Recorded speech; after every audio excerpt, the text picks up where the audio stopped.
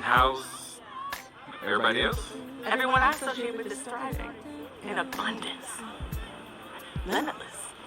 Hello, welcome. I'm Haleen, and I'm doing a different type of format to Tyler Perry's Sistas review instead of reaction.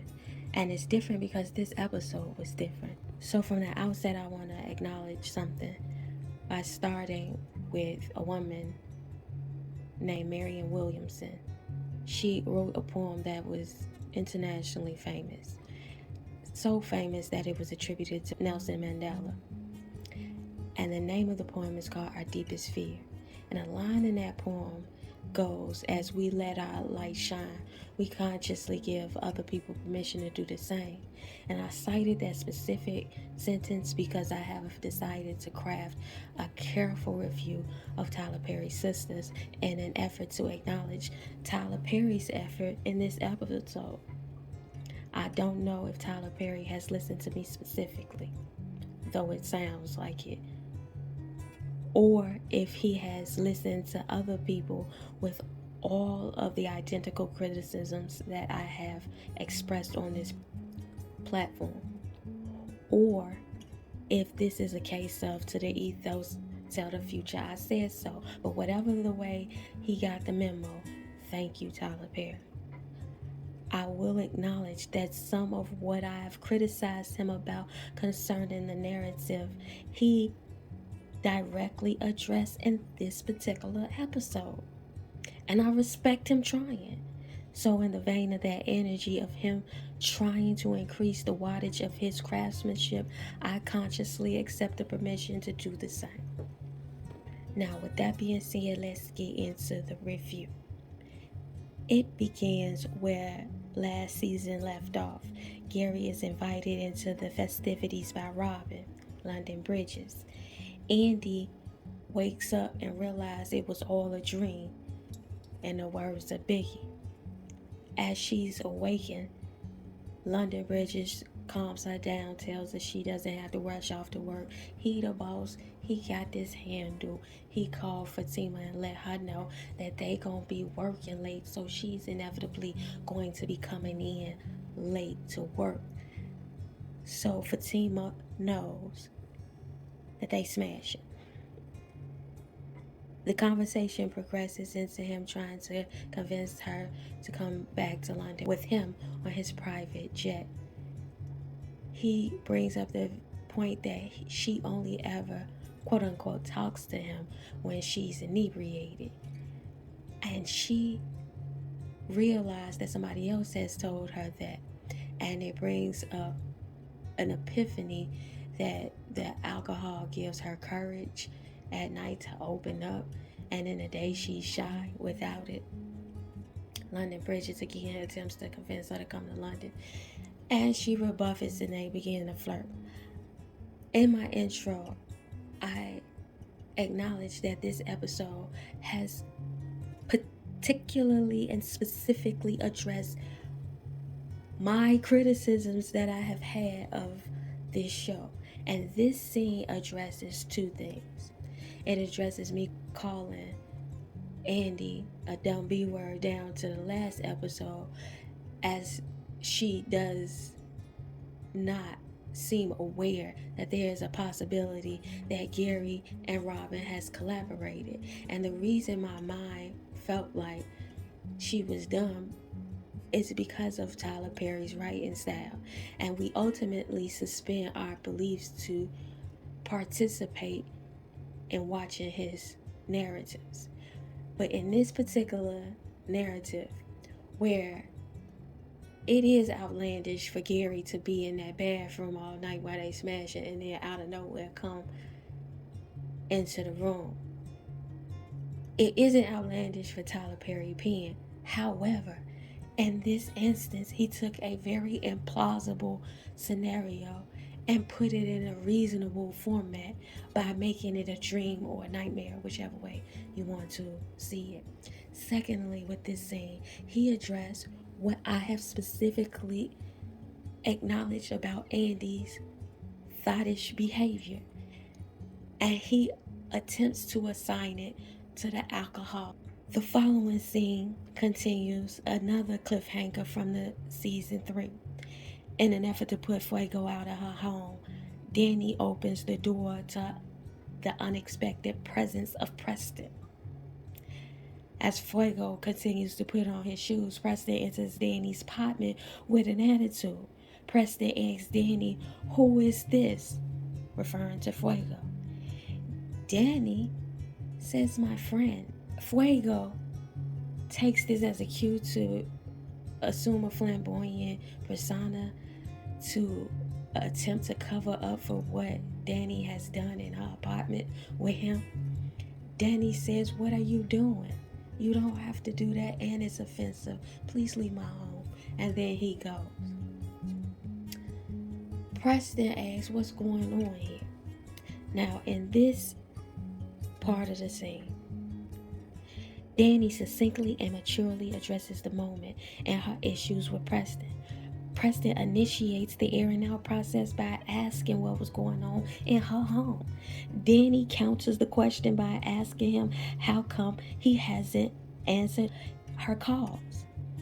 He has a new excuse and a pattern of excuses as to why he doesn't communicate with her consistently. And this excuse is he lost his phone. Danny takes this opportunity to express that she realizes why she is uncomfortable with him. And she says, in the overall theme of it, that he is disrespectful to her boundaries. He's an habitual line stepper. She then, and I appreciate you, Tyler, for this, if you wrote this, she uniformly breaks down the theme into 2 categories of how he is a habitual line stepper. She first brings up the fact that he communicates poorly. And because he communicates poorly and she is insecure in when he is going to ever answer or she's going to get in contact with him, whenever she does have a line of communication to him, she reserves her perspective in an effort not to push him away. He said, "You could have fooled me because it seemed like you've been speaking your mind." She said, "Oh, but no, I haven't though." Then she goes into the second part of it, and that's discussing his encroachment on her space. And she gives out a laundry list of how he has habitually encroached on her space. And he says, "But I apologize." She then says, "Even though you apologize, you didn't do the work, so you expecting credit off GP." And she attributed it to white privilege, as she has her range and right to do so, and says you get away with it because nobody stops you, nobody checks you.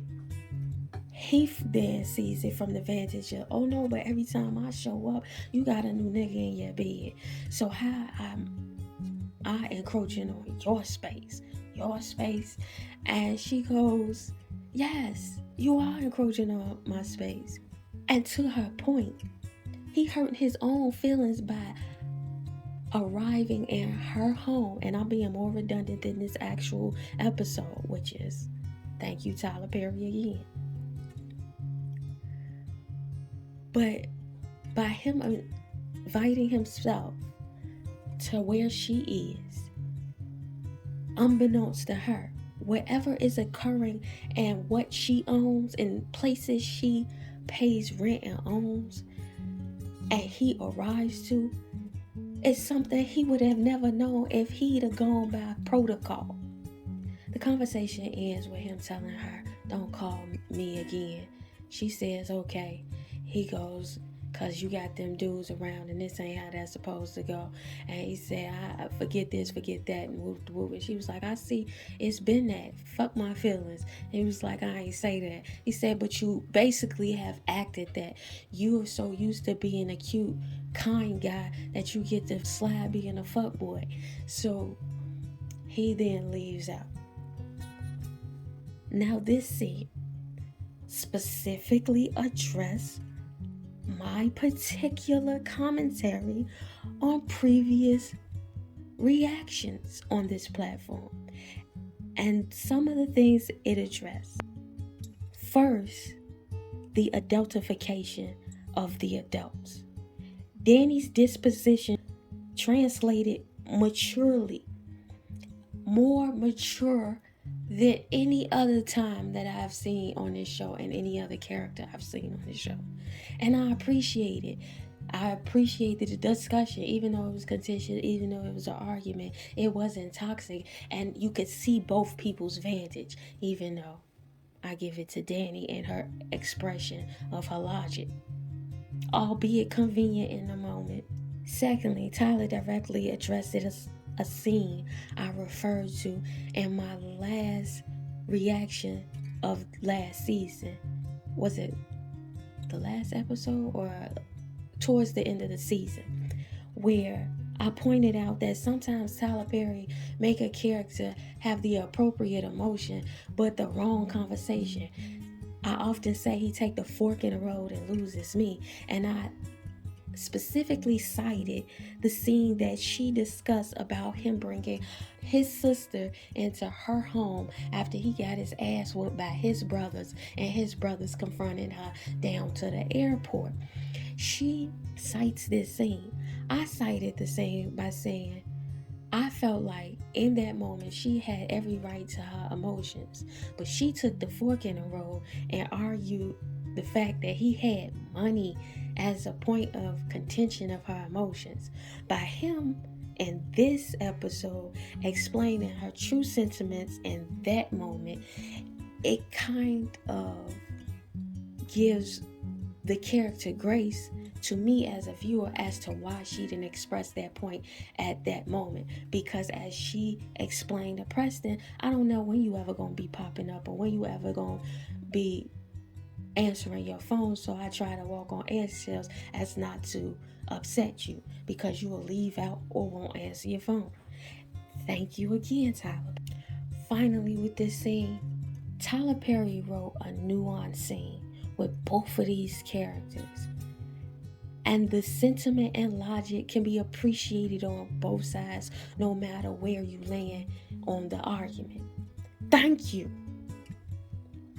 Danny makes better points for me. That's just sad note. And it's a convincing, mature conversation where the actress who is playing Danny is showing that this is her profession. She does this. Again, appreciate it. The following scene is down to Andy's firm where Fatima comes into the office and sees a gang of flower vases and flowers on the front desk, and the lady at the front desk says they're Danny's. She picks up one and takes it to the office where there's more flowers in that office. Andy comes into the office and says, "Oh, this must be from Gary. Send it to the children's hospital." I appreciated that line. They sit down, have a conversation. Andy takes note that Fatima has a red spot on her dress. Fatima attributes it to a fruit drink. We know it's Hayden's blood. They have a conversation where Fatima asks Andy, has she seen Karen and has she brought her up? The answer to that is yes, and yes, she asked me to invite you down to the ladies' night out at the strip club. Fatima say, "I see you ain't sent me no text about it." Andy say, "I sure didn't." It seems like their connection is growing a bit closer than Andy and Karen's. She then asks her, did she say anything else, knowing that Karen is pregnant? Andy is unaware of that information, so that scene was left at that. I have really no notes for that scene, but to say thank you again for being succinct and less redundant. The next scene is Karen coming down to her empty salon where Pam tells her that she has someone waiting to converse with her. Call her over so I can have your back because I can scrap. The woman comes over to have these investigative questions for her about Zach. She rebuffs the questions and sends the lady on her way. She first attempts to call Zach, but Pam obstructs that by saying they might be bugging your phone, homegirl. She says, well, I'll go down there. Pam says they might follow you, homegirl. Karen say, I know how to evade a tail. Next scene is Sabrina and Maurice down to the currency exchange as Maurice counts singles in the back. Sabrina pestered Maurice concerning the conversation she and he had about his father to ask if he's okay. He's annoyed. He say he okay, tells her to leave. She leaves. He gets a phone call from Q, and Q has the audacity to ask Maurice if he gets out soon, can he stay with him? Maurice said, no, nigga. And to that, don't call me. Don't talk to me. I don't want to talk to you. And all of that scene says that Tyler Perry got the hint. Give Maurice some dignity, as I have expressed in previous reviews. Thank you, Tyler Perry. So Sabrina down to the lobby of her currency exchange on a personal phone call with Danny as Danny comes into her job, and they converse about her feeling a way about getting into it with Preston, because she shared all of her sincere sentiments with him, and as usual he storms out. But that's after Fuego was put out. Sabrina goes, girl, how was that? She was like, we ain't gonna talk about the stripper because he a stripper. So he say, so what about Preston? And she was like, well, Preston think he perfect. And Sabrina go, well, he's the closest thing to it. And Danny goes, well, girl, you sound basic. So Danny then tells Sabrina that he told her not to call her again. Sabrina said, well, that'll be until, and Danny offers, never. I'm not calling that nigga again. And she said, I hear you. Danny was like, nah, I know you don't. So it follows up with Calvin coming into the currency exchange. Go talk to Maurice about the conversation she just had with Maurice. He goes in there, asks him how you doing. Again, Maurice is annoyed. Why did she tell you come down here? He then offers to set him up with one of his friends. And then as he leaves, Maurice, bless his heart, this is why I feel like Tyler Perry has specifically been listening to some of my reviews. He acknowledged, Maurice go, and tell your girlfriend to update her wardrobe. I have said on multiple occasions the wardrobe department down there don't like the character of Sabrina. Now, that Tyler Perry has acknowledged that through the character of Maurice, is he gonna do something about it, or is he gonna address this with her? Because I always thought she dressed like a Kojic woman who was saved, sanctified, filled with the Holy Ghost, and baptized. You know, the ones who wear their dress, jean dress all the way down to the tube socks on the ankle. She gives me that tease, and that's the way she was dressed down to the currency exchange. So then he down to the airport, and Fuego comes up to her desk, going to Miami, because I guess strippers live that life. He tries to offer a date to Danny. Danny rejects it because he's a stripper.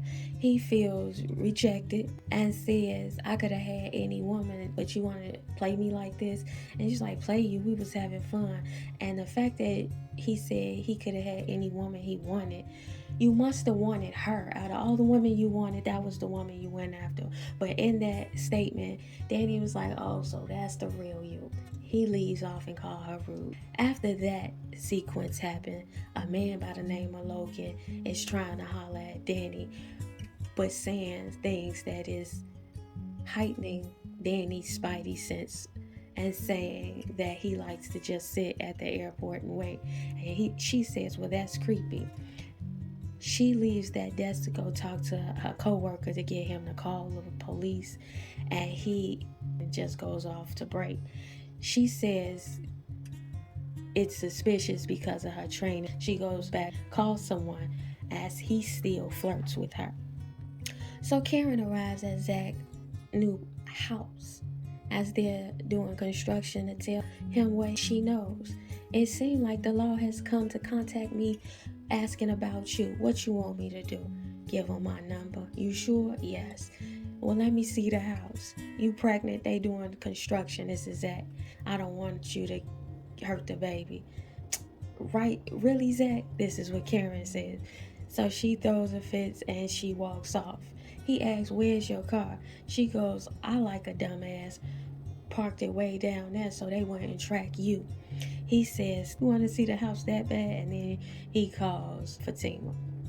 Next, we have Calvin comes out the back room and discusses the date with Sabrina, and then they commiserate over conversation with Maurice. Maurice comes out being unprofessional and very rude to everybody, and he tells Calvin, "I'm surprised you can be in the same place where you got dropped at." Gary then tries to contact Andy at her job, and Fatima intercepts the call unbeknownst to Andy.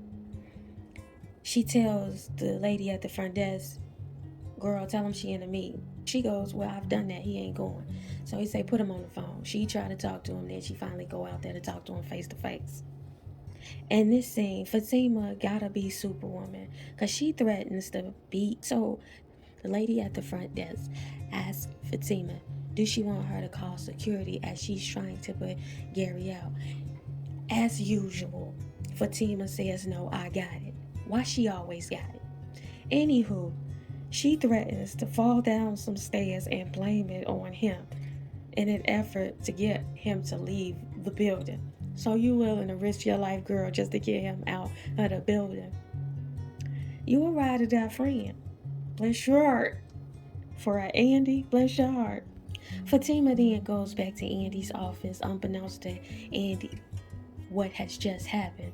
They discuss London bridges and moving too fast, then Zach and moving too fast as Andy positioned herself more and more in the middle of shit.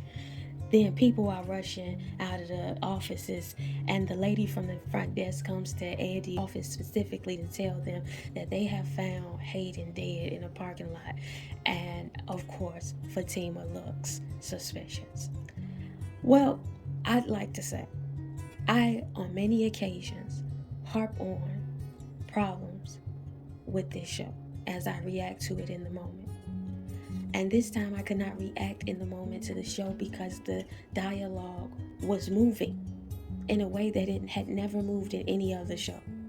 Also, it addressed various things that I have complained about on previous occasions. So I cannot then, on this occasion where he makes an attempt, to what extent the effort is good. It is an effort. And in that effort, I want to not be negative.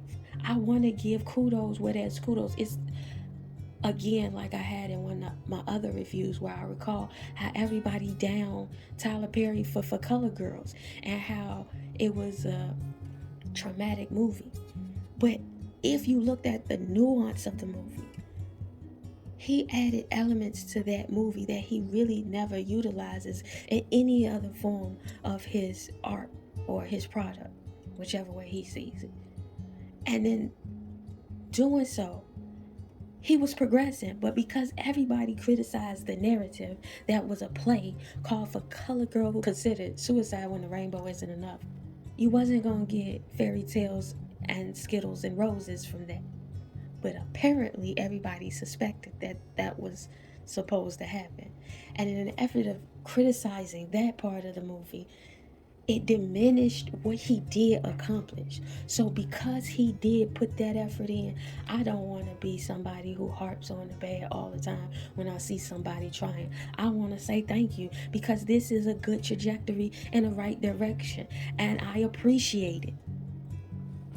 I will be leaving a playlist of my reactions to last season down to the description box, just so people can hear the specific criticisms I had and watch season 4 episode 1 and hear exactly how he addressed it. To what degree he addressed it, that's up for a different discussion on a different day. But I felt like I had to do a more involved, succinct review of this show in an effort to add to the energy of improvement. I like it. I like when I see, like I've always said, I don't hate Tyler Perry. I'm not a hater of Tyler Perry. I remember being in the beginning where Tyler Perry was doing them stage plays and they was on VHS tapes floating around the community. You understand? There's a demographic of us who've been consuming that product from the beginning. all we are asking for is improvement and gains. And when you do that, you take care of your consumer base by offering, improving, and ultimately quality products. I don't know how much I can reiterate. I thank you, Tyler Perry, for the attempt. And if he has never listened to any of my reactions, to the ethos, tell the future I say so.